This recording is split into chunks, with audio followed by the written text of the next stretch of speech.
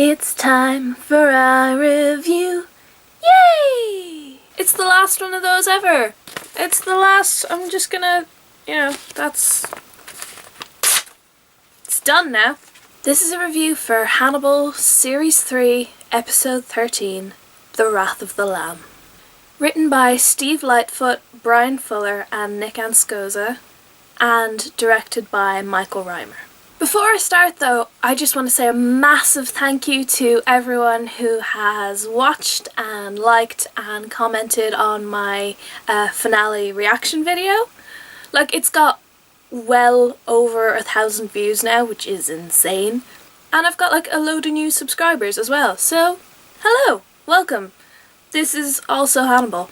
But then after this video, there will no longer be Hannibal. There may be reviews and reactions to other things. Definitely going to do more reactions because you guys seem to enjoy them and they're fun to make as well. So, but they won't be Hannibal related, unfortunately. So this episode begins where the last one finished off, which is Reba in Dollarhide's house, and he's just told her that he is the Great Red Dragon. And then he's like, ooh, take this key from around my neck and go and lock the door for me. I was like, no, you should run away very, very, very fast. And she tries to, but he's on the other side of the door. He's on the other side of the door. That was really quick, because she got there pretty speedy. So how did he go out there? Where did he go out? Did he climb out a window to get all the way around the house? That seems pretty quick. Scary though. Anyway, he catches her. He brings her back inside, sets fire to the house, because of course he does, and so I'm freaking out, as you saw. And then he's like, oh Reba, I can't stand to watch you burn. So I thought he was going to shoot her, but no, instead, shot himself in the face. Entire head just blown off, like completely gone. But I love Reba in this scene because she is absolutely terrified. And she's still so brave and so capable. Like, she gets the key from back around his neck and crawls through the flames and follows the sound of the clock and like escapes the house because she's amazing. So then we see Reba in the hospital and she's talking to Will, and they have this whole conversation where Reba's upset because she drew this monster to her. I drew a freak. You didn't draw a freak. You drew a man with a freak on his back. And there's some very, very obvious, clearly drawn parallels there between Reba and Dollarhide and Will and Hannibal. Reba says she tries to be wary of people who foster dependency and feed on it. And that is just a perfect encapsulation of Will and Hannibal's relationship in season 1. Hannibal found someone that he found interesting and made them dependent on him and changed them and trained them. That is not healthy behaviour. And I love this line so much because it feels like set up for season 4. It feels like that is going to be the plot of season 4, the main kind of emotional arc. And then I remember that we're not getting a season 4. And I cry for hours and hours and hours. Anyway, we go straight from that conversation into Will entering Hannibal's mind palace, which is the church in Paloma. And Hannibal is there in his white suit with like the little gold kind of check thing on it. Will is there to tell him that ding dong, the dragon's dead. Will tells Hannibal that he shot himself. And Hannibal says, it's a shame. You came all this way and you didn't get to kill anybody. And oh my god, such foreshadowing. Ugh. I think there is a part of him that really does believe he's gone there to genuinely say goodbye, and he's going to go back to Molly and Walter and the dogs, and they're going to go back to their life. But there is, of course, that other part of Will. The cunning part, the part that is wrathful, the part that had Chilton burnt alive. And that part of Will sort of takes over at the end of this scene when Hannibal riles him up. He gets as close to Hannibal as he possibly can, and he puts his hand up on the glass. And then he gets mean. You turned yourself in so I would always know where you were. But you'd only do that if I rejected you. Now, yes, this is true, but I don't think it's anywhere near as calculated as Will makes it sound here. Will wasn't planning from the very beginning to capture Hannibal by rejecting him. I don't think that was the point. He knew that Hannibal would keep running for as long as he kept chasing, and he couldn't just be with him and say, oh yeah, alright, let's be cannibals together. So really the only solution for Will was to have Hannibal captured. He did it because of his feelings for him, not in spite of them. But I think this revelation really does take Hannibal by surprise.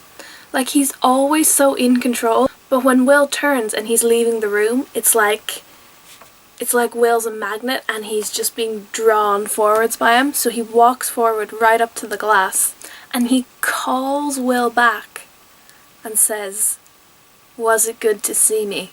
And it's this very vulnerable little moment. Good? No.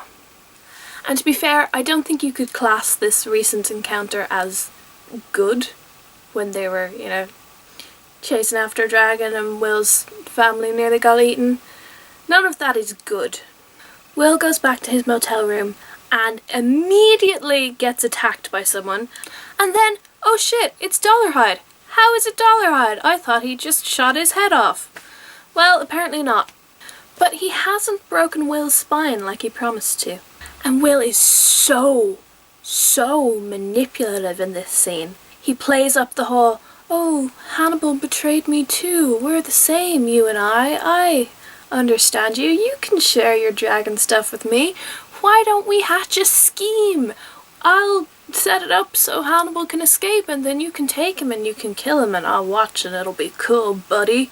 And like, Will has always possessed the power to do that, but he's never embraced it so much and with such kind of glee. Will is gleefully manipulative in this episode in a very Hannibal-esque way. And it's so wonderful to get to watch Hugh Dancy do that with Will. So we're back in the lab and we get to see Price and Zellner one last time being hilarious and a little double act. And they're really funny and it's really nice to see them. But there is a Beverly Cat-shaped hole there that is just kind of heartbreaking. Their dynamic feels incomplete because she's not there. Anyway, they're telling Jack that Dollarhide has faked his death and that this corpse they have here isn't him. And then the camera pans across and we see that Will's there and he's completely shocked that Dollarhide is still alive. He had no idea. Will and Jack go to talk in private and Will is at his most Hannibal-esque in this little scene. They're talking about how they're going to bait the dragon, and Will suggests that Hannibal would be the best bait. And Jack says, why in God's name would anyone want to meet Hannibal Lecter? Jack, have you got no idea who you're talking to? This is Will. Will is you're saying that to Will. Jack is doing that thing again where he assumes that Will is fine and that Will is over whatever little crush he had on Hannibal. But he should know by now, Will is never going to be. He didn't get over it when Hannibal disemboweled him. He didn't get over it when Hannibal tried to eat his brain.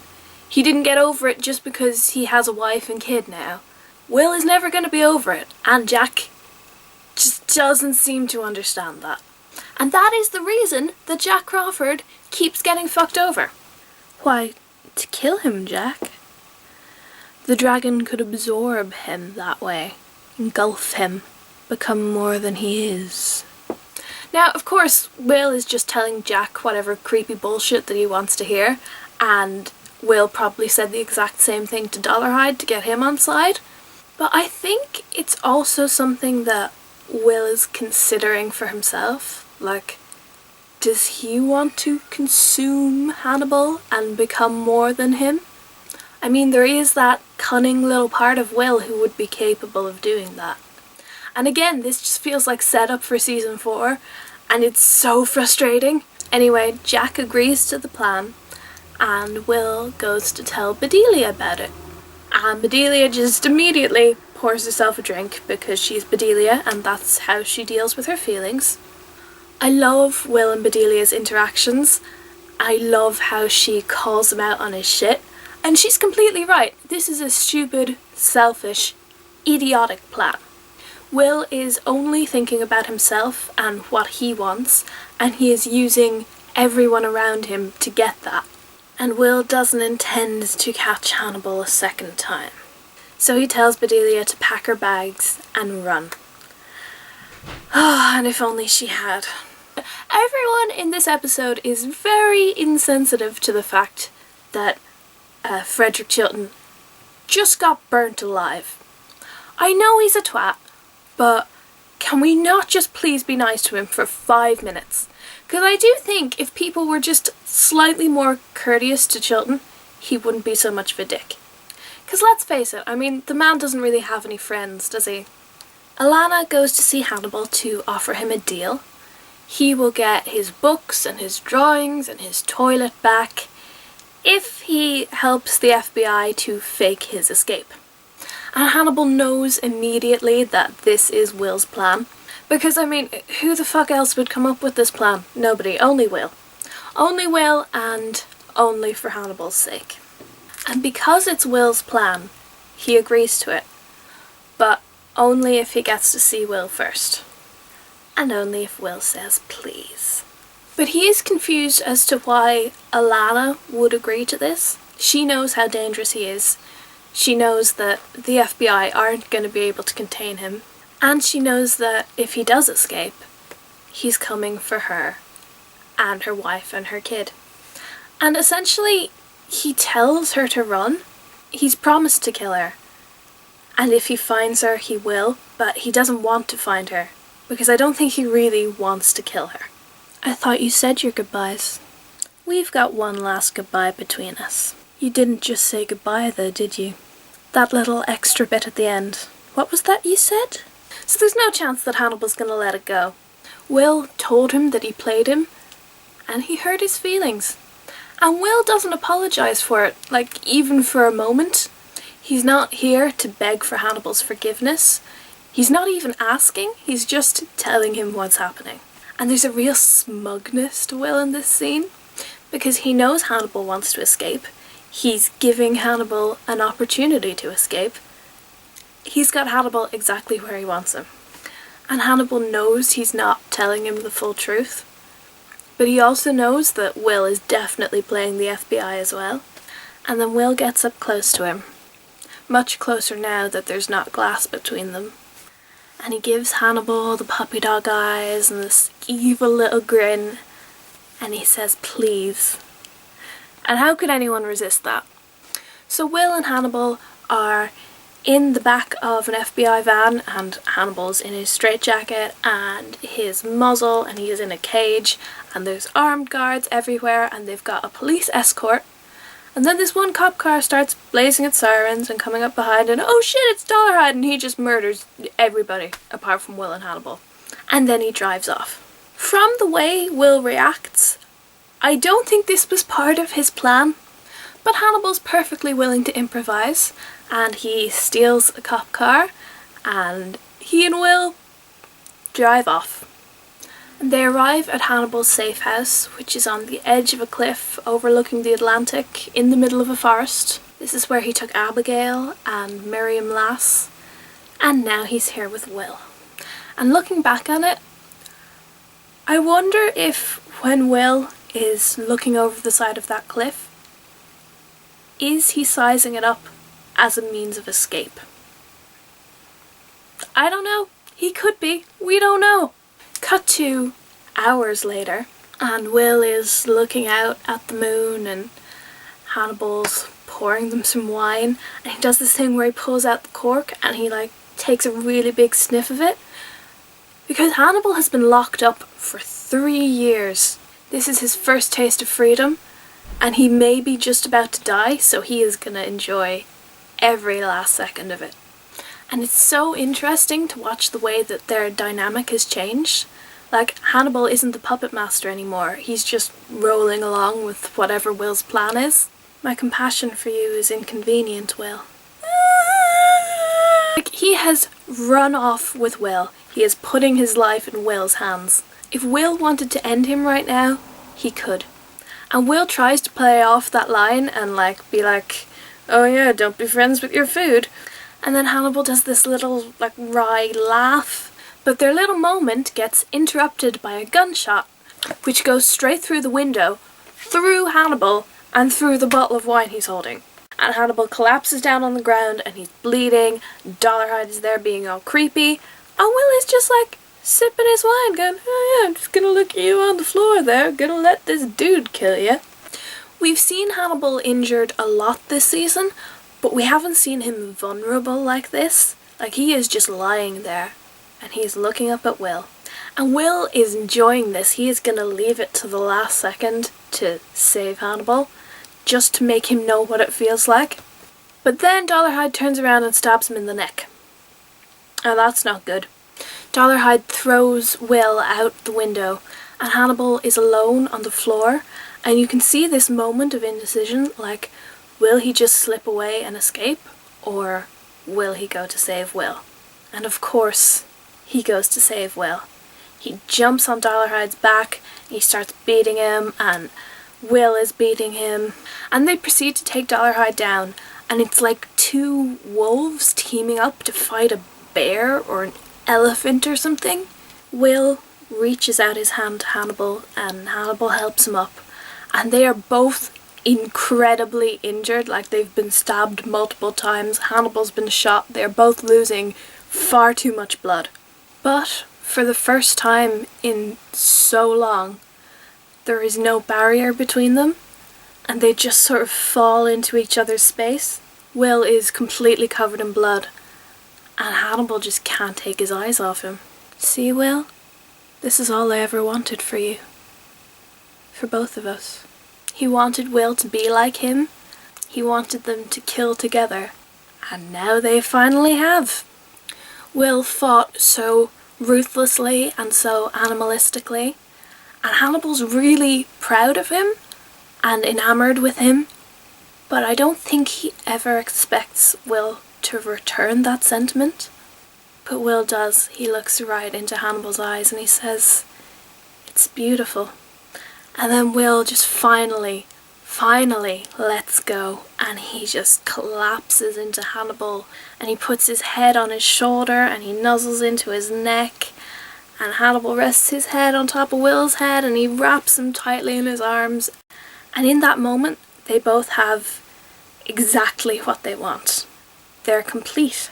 They truly are murder husbands. And then Will brings his arm up around Hannibal's neck and he pulls them both off the cliff. And they fall into oblivion together.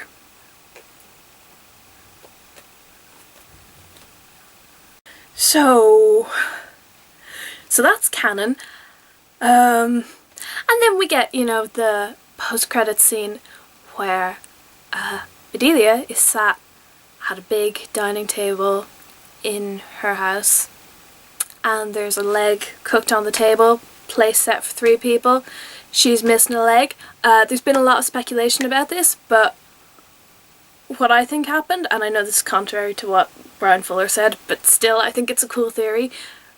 I sort of think she knew that Will would help Hannibal escape, and that when they did escape they would come and eat her.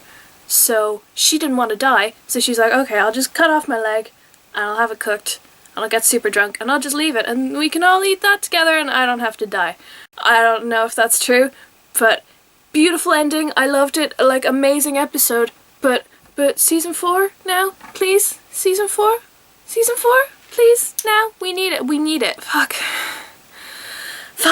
Thank you for sticking with me for so long, guys, and you're amazing. I love you all for commenting and responding and watching these videos. And life is gonna seem very empty without them. And without Hannibal. we please have that? I need a season. We need a season 4. Season 4? Season 4. I'll see you for season 4, which we need to get because it's done now. It's quite sad, actually. I'm actually quite sad. Why did I do that? I could have kept that.